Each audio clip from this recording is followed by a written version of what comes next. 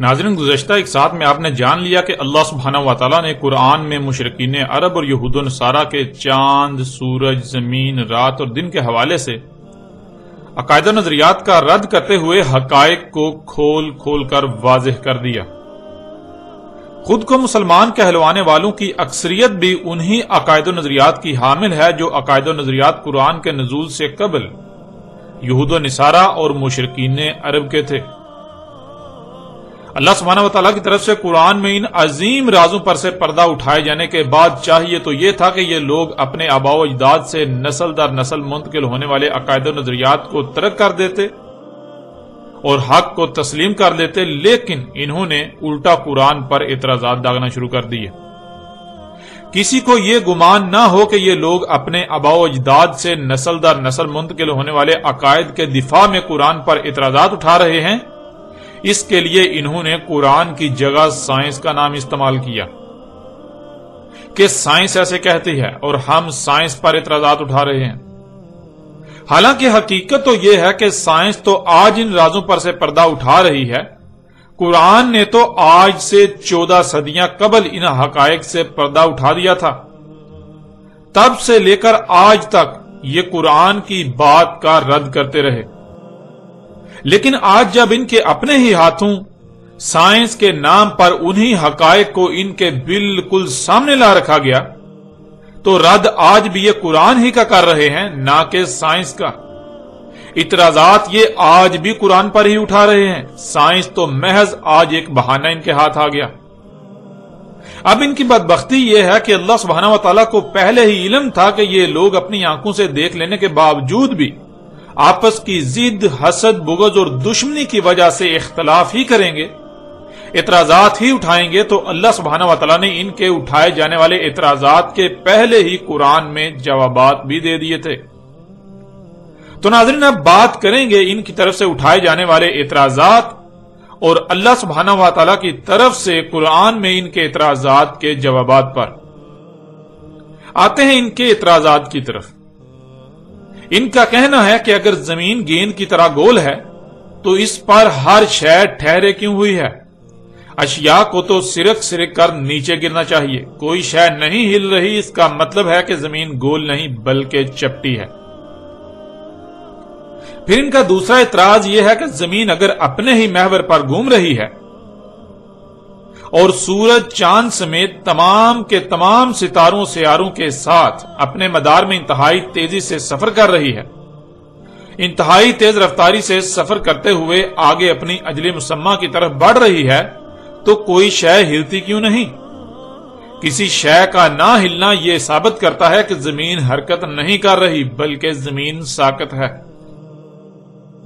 پھر ان کا تیسرا اعتراض یہ ہے کہ اگر زمین گول ہے اور اپنے ہی محور پر گھوم رہی ہے، حرکت کر رہی ہے، تو پھر مثال کے طور پر آپ نے اگر جاپان جانا ہے تو جاپان جانے کے لیے آپ کو جہاز کو اڑا کر آگے لے جانے کی ضرورت نہیں ہے، بلکہ جہاز کو تھوڑا اوپر ہوا میں بلند کریں، کچھ ہی دیر میں زمین گھوم کر جاپان آ جائے تو جہاز کو نیچے اتار لیں۔ اور اگر ایسا نہیں ہوتا تو اس کا مطلب یہ ہے کہ زمین حرکت نہیں کر رہی بلکہ زمین ساکت ہے۔ زمین ساکت ہے، اسی وجہ سے تو اگر آپ جہاز ہوا میں بلند کرتے ہیں تو وہ واپس نیچے وہیں پر اترے گا جہاں سے اوپر کیا تھا، اوپر ہوا میں اٹھایا تھا۔ پھر چوتھا اعتراض کہ جب جہاز اڑتا ہے اور 40,000 فٹ کی بلندی پر جا کر سفر کرتا ہے اور پھر بالکل سیدھے سفر کرتا ہے ناک کی سیدھ پر، تو زمین اگر گول ہوتی تو جیسے جیسے جہاز آگے بڑھے تو جہاز کا زمین سے فاصلہ بڑھتے جانا چاہیے، یوں جہاز کو خلا میں چلے جانا چاہیے، لیکن جہاز مسلسل 10-12 گھنٹے پرواز کرتا ہے، اس کے باوجود جہاز 40,000 فٹ کی بلندی پر ہی رہتا ہے، ایسے جیسے کہ کوئی سپاٹ شے پر سفر کر رہا ہے۔ اور ایسا اس لیے ہو سکتا ہے کیونکہ زمین گول نہیں بلکہ چپٹی ہے، سپاٹ ہے۔ ناظرین، کے مزید اعتراضات بھی ہیں۔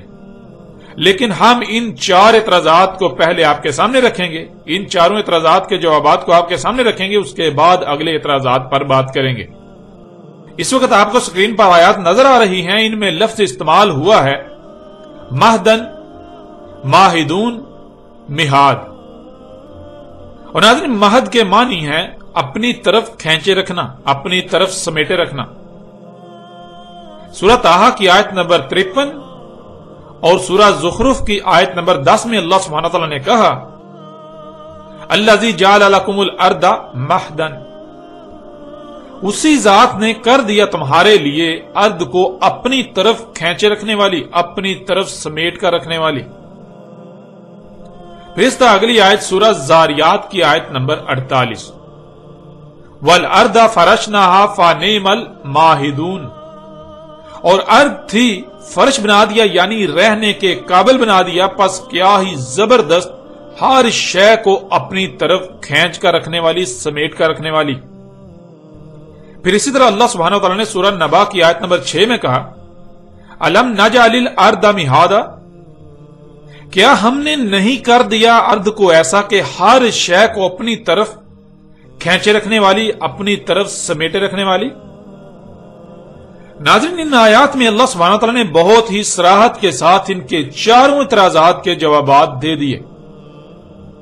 آپ گزشتہ ایک ساتھ میں یہ بات جان چکے ہیں کہ اللہ سبحانہ وتعالی نے مختلف پہلوؤں سے پھیر پھیر کر یہ بات واضح کر دی کہ زمین گیند کی طرح گول ہے، اور گیند کی طرح گول ہونے کے باوجود سپاٹ خصوصیات کی حامل ہے، جیسا کہ آپ سورہ نوح کی آیت نمبر 19 میں دیکھ رہے ہیں واللہ جعل لکم الارض بساطا، اور اللہ ہے کر دیا تمہارے لیے زمین کو بساط، یعنی زمین گیند کی طرح گول ہونے کے باوجود تمہارے لیے ایسی بنا دی کہ تمہیں رائی برابر بھی اس بات کا احساس نہ ہو کہ زمین گیند کی طرح گول ہے، بلکہ تمہیں ہر لحاظ سے ایسی نظر آتی ہے اور ایسا احساس ہوتا ہے کہ وہ چپٹی ہے۔ تم کسی گیند نما گول شے پر یعنی گولے پر نہیں رہ رہے جس سے تمہیں یہ خوف ہو کہ آگے جانے سے کہیں تم سرک کر زمین سے نیچے گر جاؤ گے، بلکہ تمہیں ایسا لگتا ہے کہ تم بالکل سپاٹ شے پر رہ رہے ہو، یوں تمہیں نیچے گرنے کا بالکل بھی کوئی خوف نہیں۔ ناظرین، کا پہلا اعتراض یہ تھا کہ اگر زمین گیند کی طرح گول ہے تو اس پر ہر شے ٹھہرے کیوں ہوئی ہے؟ اشیاء کو تو سرک سرک کر نیچے گرنا چاہیے تھا، لیکن جب کوئی بھی شے ہل نہیں رہی، سرک کر نیچے نہیں گر رہی، تو اس کا مطلب ہے کہ زمین گول نہیں بلکہ چپٹی ہے، کیونکہ چپٹی شے پر کوئی بھی شے سرکتی نہیں، ادھر ادھر ہلتی نہیں۔ تو ناظرین، ان کے اس اعتراض کا اللہ سبحانہ وتعالی نے پہلے ہی قرآن میں جواب رکھ دیا تھا۔ اللہ سبحانہ وتعالی نے ان آیات میں کہا کہ ہم نے زمین کو مہاد بنایا، ہر شے کو اپنی طرف کھینچے رکھنے والی، ہر شے کو اپنی طرف سمیٹ کر رکھنے والی۔ اور اللہ سبحانہ وتعالی نے یہاں تک کہہ دیا کہ کیا ہم نے زمین کو ایسا نہیں بنایا، یعنی کیا ہم نے زمین کو ہر شے کو اپنی طرف کھینچ کر رکھنے والی نہیں بنایا؟ آج تم خود اپنی آنکھوں سے دیکھ چکے ہو، جسے تم زمین کی مقناطیسی قوت کا نام دیتے ہو، جس کی وجہ سے زمین پر ہر شے اس کی طرف کھینچی ہوئی ہے، تو کیا ہم نے زمین کو ایسا نہیں بنایا؟ یعنی آج تو تم اپنی آنکھوں سے دیکھ رہے ہو، آج تم اپنی آنکھوں سے یہ سب دیکھ چکے ہو۔ اب ناظرین، جب زمین ہر شے کو اپنی طرف کھینچے ہوئے ہے، سمیٹے ہوئے ہے، تو پھر غور کریں یہ کیسے ممکن ہے کہ زمین پر کوئی شے سرک کر نیچے گرے؟ یعنی آپ کے پاس مقناطیس کا ایک بڑا ٹکڑا ہو اور اس کے ارد گرد لوہے کے چھوٹے چھوٹے ذرات ہوں جنہیں وہ اپنی طرف کھینچے رکھے، اپنی طرف سمیٹے رکھے، تو کیا پھر لوہے کے ذرات ادھر ادھر سرکیں گے؟ نہیں، بالکل نہیں۔ یہی خصوصیات زمین میں رکھ دی گئی۔ زمین بھی مقناطیس کے ٹکڑے کی طرح ہر شے کو اپنی طرف کھینچے ہوئے ہے، تو جہاں تک زمین کی مقناطیسی قوت ہے، مقناطیسی کشش ہے، وہاں تک بھلا کوئی بھی شے کیوں سرکے گی؟ کیسے سرکے گی؟ اللہ سبحانہ و تعالیٰ نے قرآن میں مختلف پہلوؤں سے اس حقیقت کو بالکل کھول کھول کر واضح کر دیا، ہر پہلو سے واضح کر دیا۔ یوں ناظرین، آپ نے جان لیا کہ ان کا یہ اعتراض سوائے جہالت کے اور کچھ نہیں، جو ان کی اصلیت کی عکاسی کرتا ہے۔ ان کی حقیقت کو بالکل کھول کر رکھ دیتا ہے۔ پھر ناظرین کا دوسرا اعتراض تھا کہ اگر زمین اپنے ہی محور پر گھوم رہی ہے اور اس کے علاوہ سورج، چاند سمیت تمام کے تمام ستاروں سیاروں کے ساتھ اپنے مدار میں انتہائی تیز رفتاری سے سفر کرتی ہوئی آگے اپنی اجل مسمى کی طرف بڑھ رہی ہے تو کوئی شے ہلتی کیوں نہیں؟ کسی شے کا نہ ہلنا یہ ثابت کرتا ہے کہ زمین حرکت نہیں کر رہی بلکہ زمین ساکت ہے۔ تو ناظرین ان کے اس اعتراض کا بھی انہی آیات میں جواب دے دیا گیا، وہی جواب جو ان کے پہلے اعتراض کا ہے۔ جب زمین ہر شے کو اپنی طرف کھینچے ہوئے ہے، سمیٹے ہوئے ہے، تو پھر جو کچھ بھی زمین پر ہے ان میں سے کوئی بھی شے کیسے ہلے گی، کیوں ہلے گی؟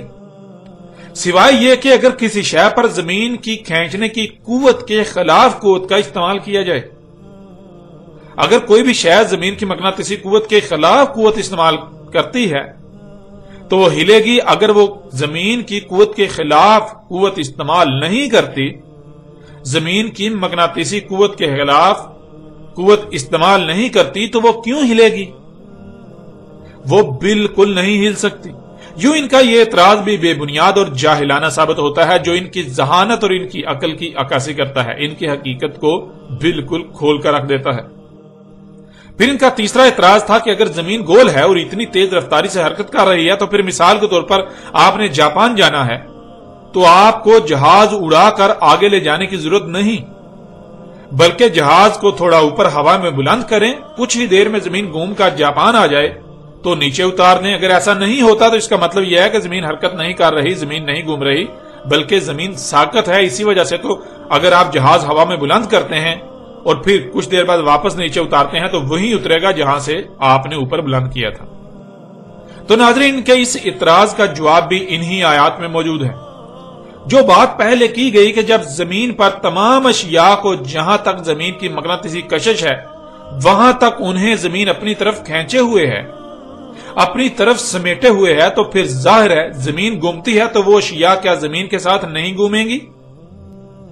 مثلا اگر آپ ایک مقناطیس کا ٹکڑا لیں اور اس کے ارد گرد لوہے کے ذرات بکھیر دیں، ان ذرات اور مقناطیس کے ٹکڑے کے درمیان کوئی رکاوٹ حائل کر دیں جس سے وہ ذرات مقناطیس کے ساتھ چپک نہ پائیں، اب مقناطیس ان ٹکڑوں کو اپنی طرف کھینچے رکھے گا، لیکن رکاوٹ کی وجہ سے مقناطیس اور ان ذرات کے درمیان فاصلہ ہوگا۔ اب اگر آپ مقناطیس گھماتے ہیں تو اس کے ساتھ وہ ذرات بھی گھومیں گے، کیونکہ مقناطیسی کشش ان کو اپنی طرف کھینچے ہوئے ہے، اپنی طرف سمیٹے ہوئے ہے۔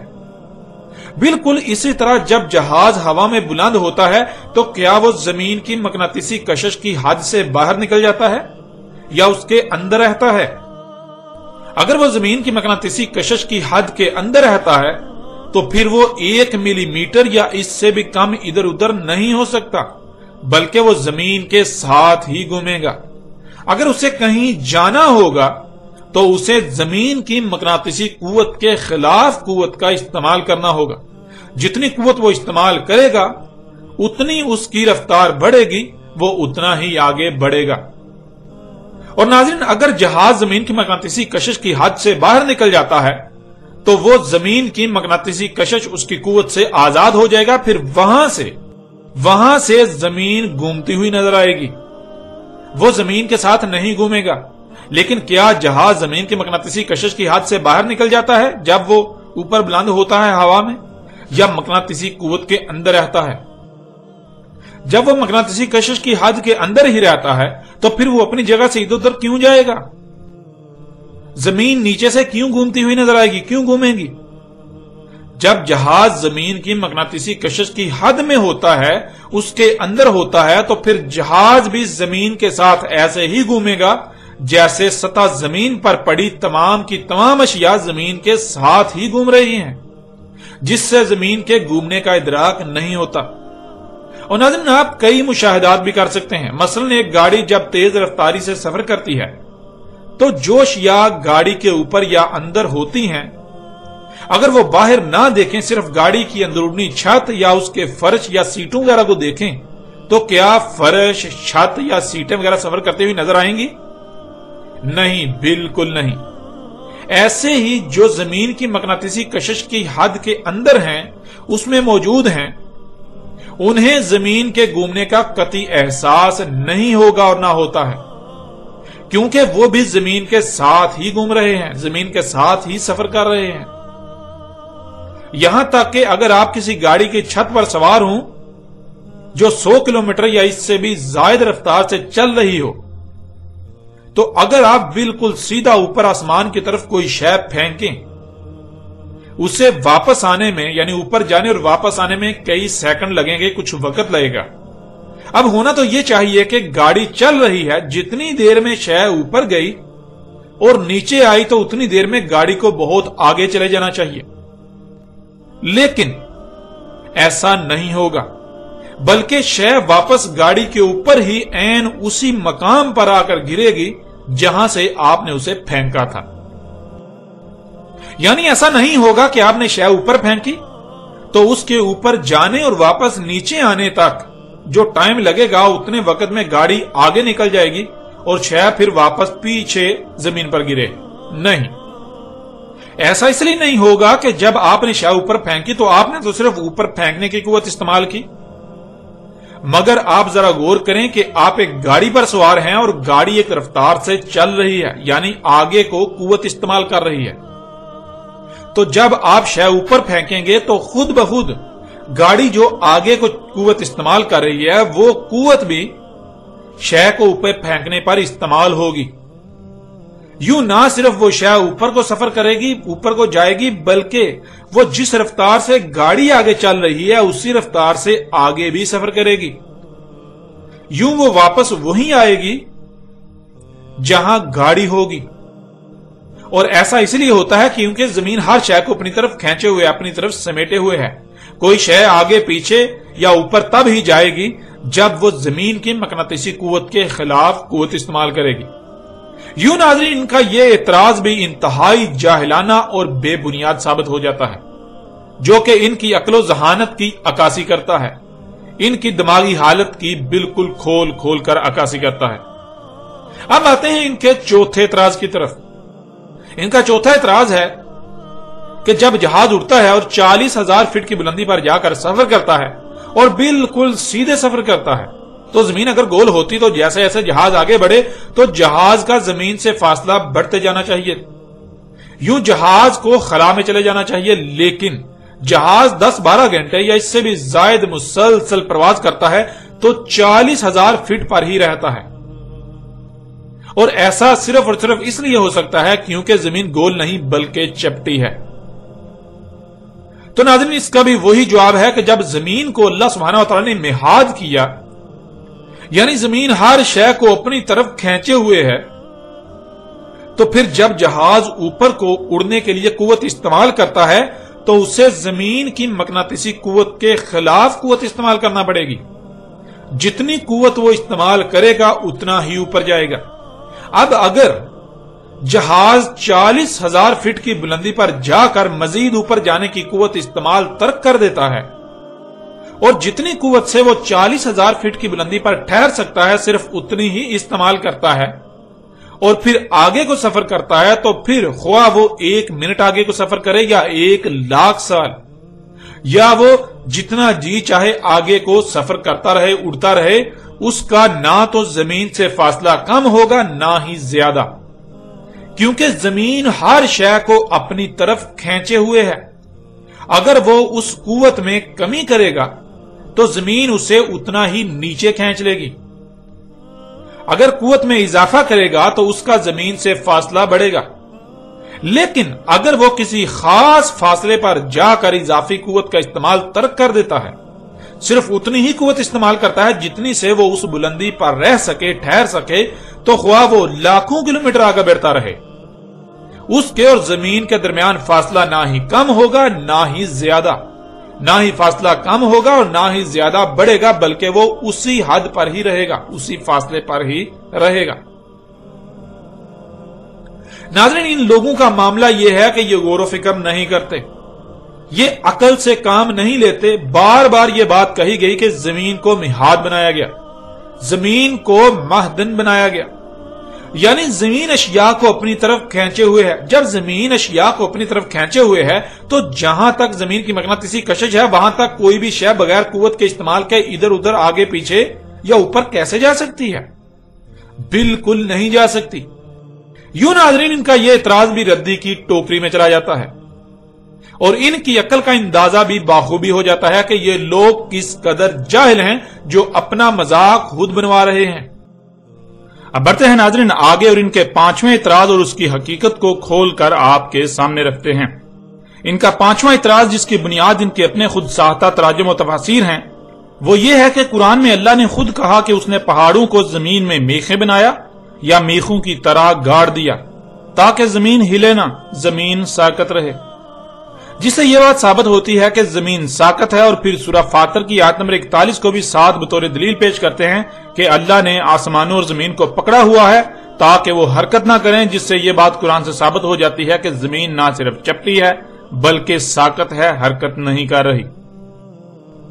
اور ناظرین اس کے لیے یہ جن آیات کو توڑ مروڑ کر اپنے مقاصد کو پورا کرنے کے لیے پیش کرتے ہیں وہ آیات آپ کے سامنے رکھتے ہیں تاکہ آپ خود اپنی آنکھوں سے دیکھیں اور فیصلہ کریں کہ کس طرح یہ لوگ اپنے آباء و اجداد سے نسل در نسل منتقل ہونے والے عقائد و نظریات کو ترک نہ کرنے کی خاطر اور الٹا ان کے حق میں دلائل کرنے کے لیے قرآن کے ساتھ کس طرح کھلواڑ کرتے ہیں، کس طرح قرآن کی آیات کو اپنے من پسند تراجم و تفاسیر پہنا کر اپنے آباء و اجداد کو سچا ثابت کرنے کے جتن کرتے ہیں.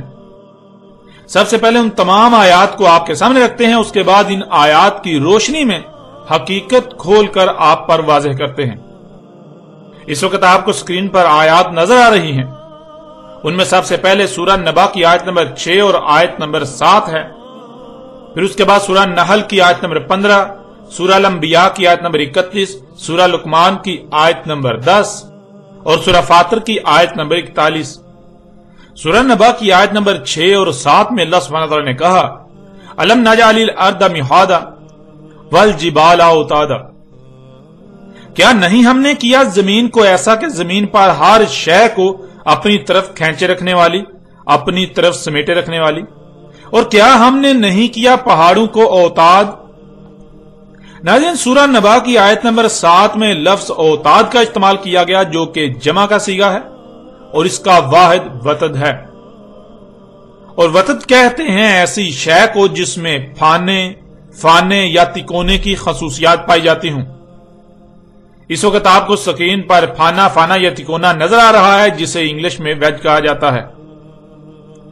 سب سے پہلی بات تو یہ ہے کہ اسے کسی بھی طرف سے دیکھا جائے تو یہ تکونا نظر آتا ہے، یعنی اس کے 3 کونے نظر آتے ہیں.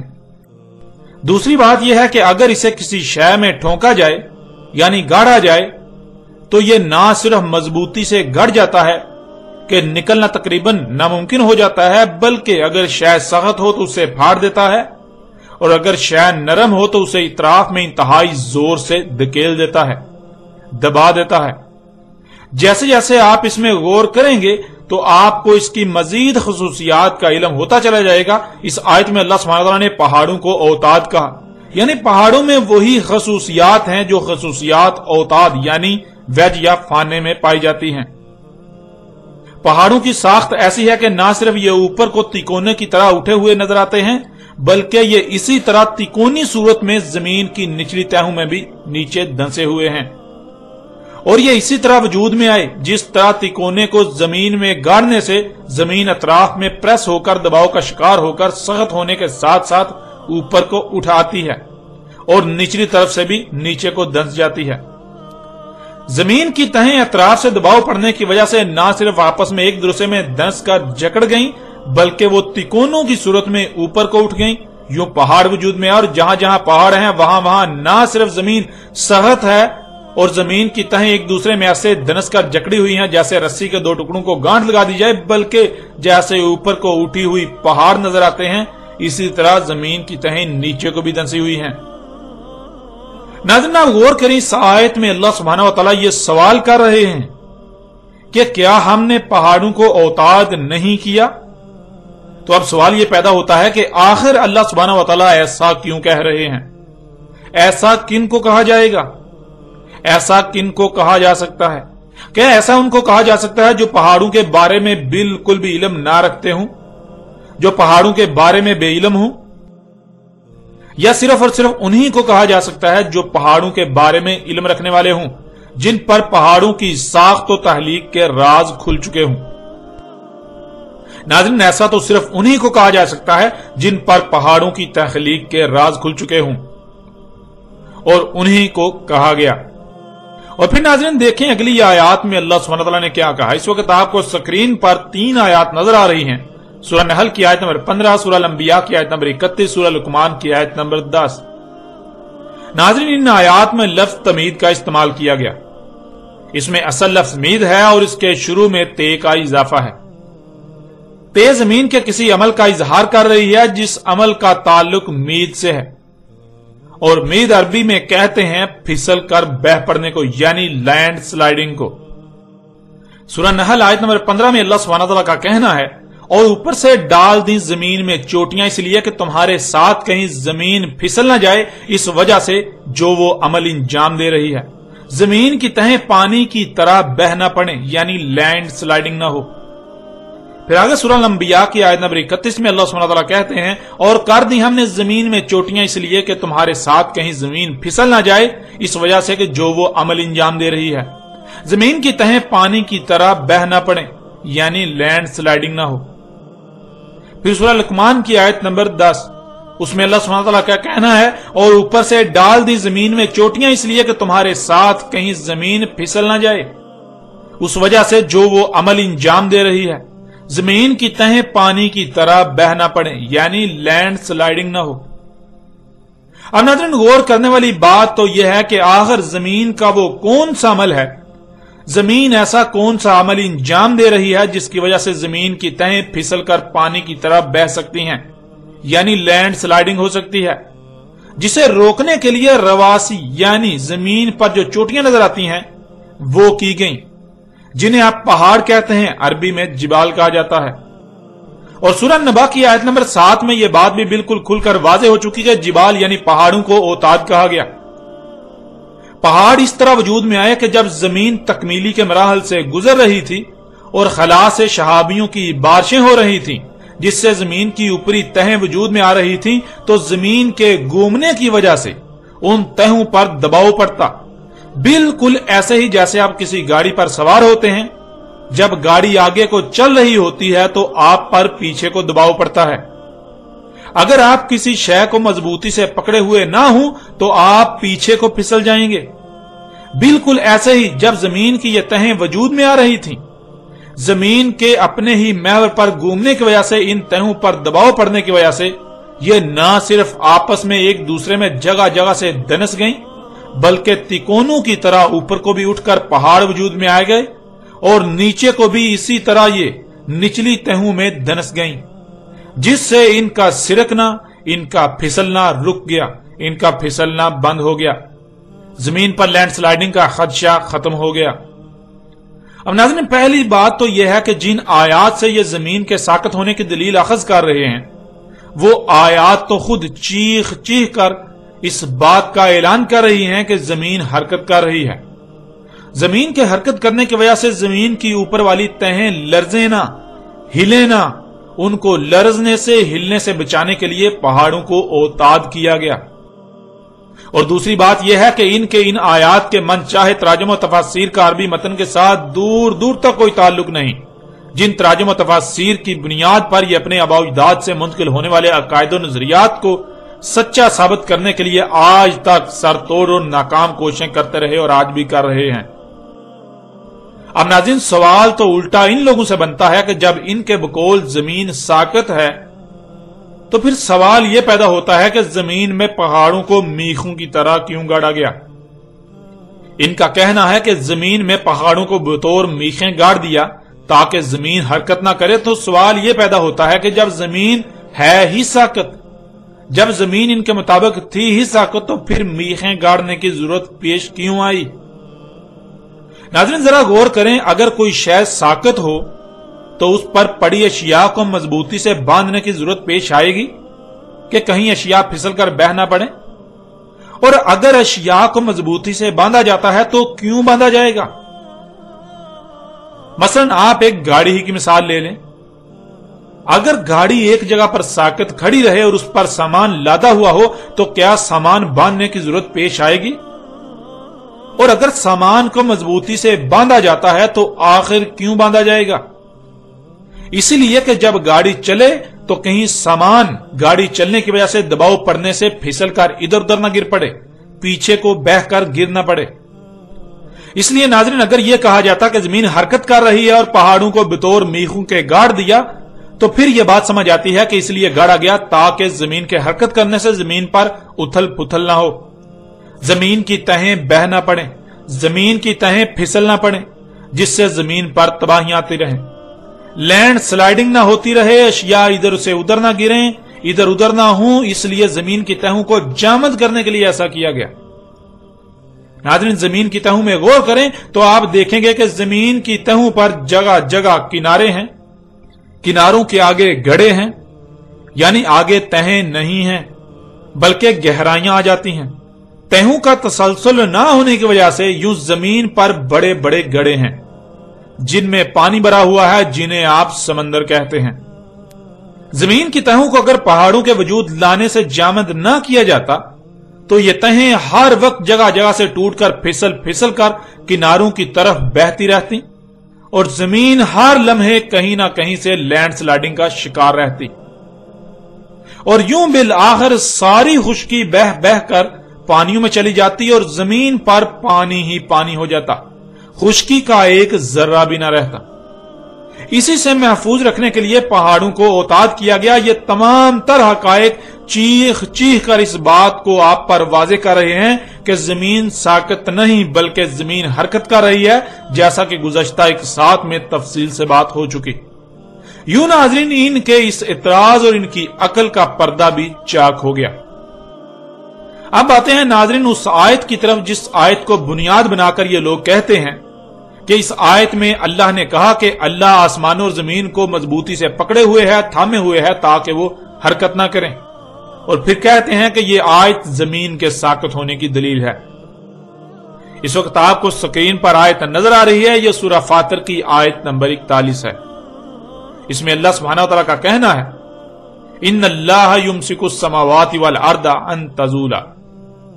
इसमें कुछ शक नहीं, अल्लाह था ये जो खुद ही जकड़े हुए हैं, थमे हुए हैं, आसमान और जमीन ना हिले अपने मकाम से। नाज़रीन, ये आयत इंतहाई गहरी आयत है जो अपने अंदर बड़े बड़े राज समोए हुए है। लेकिन इन लोगों ने इस आयत में लफ्ज तज़ूला के मानी हरकत के किए, अन तज़ूला ना हरकत करें, जिससे इनका कहना है कि जमीन साकत है, अल्लाह जमीन को थामे हुए है। हालांकि यह लफ्ज ज़ूला है जो कि जल से है, इसी से जल्जला है। तो नाज़रीन, क्या जल्जला के मानी हरकत किए जाने के किए जा सकते हैं? जल कहते हैं हिलने को और जलजल कहते हैं हिलने को, यानी एक शय एक तरफ से दूसरी तरफ जाती है फिर दूसरी तरफ से वापस पहली तरफ आती है।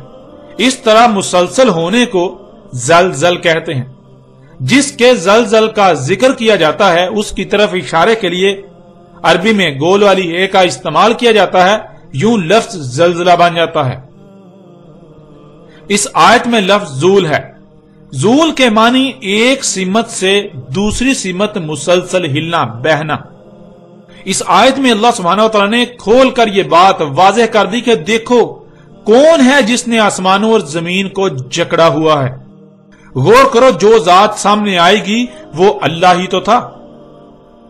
और इस आयत में लफ्ज अल्लाह की है पर जबर लाकर इसे माजी का सीगा बना दिया, यानी आज आसमान और जमीन जो जूल हो रहे हैं तो इसकी जिम्मेदारी अल्लाह पर आयद नहीं होती बल्कि ये अल्लाह के शरीकों पर आयद होती है। तो नाज़रीन, इस आयत में भी ये बात बिल्कुल खुलकर वाज़ेह है कि जमीन हरकत कर रही है। जमीन के हरकत करने से जमीन की तहें किनारों की तरफ बह ना पड़े, जमीन के हरकत करने से जमीन की तहों पर दबाव पड़ने से वो पीछे को किनारों की तरफ बह ना पड़े, इसलिए जमीन की तहों को जकड़ दिया गया اور کیسے جکڑ دیا گیا، اس کی وضاحت پچھلی آیات میں کھل کر ہو چکی۔ یوں نہ صرف ان کے اعتراض کی حقیقت کھل کر واضح ہو گئی، بلکہ جو انہوں نے تراجم و تفاسیر کے نام پر قرآن کے ساتھ کھلواڑ کیا وہ حقیقت بھی آج آپ کے سامنے ہے۔ بڑھتے ہیں ناظرین ان کے چھٹے اعتراض کی طرف۔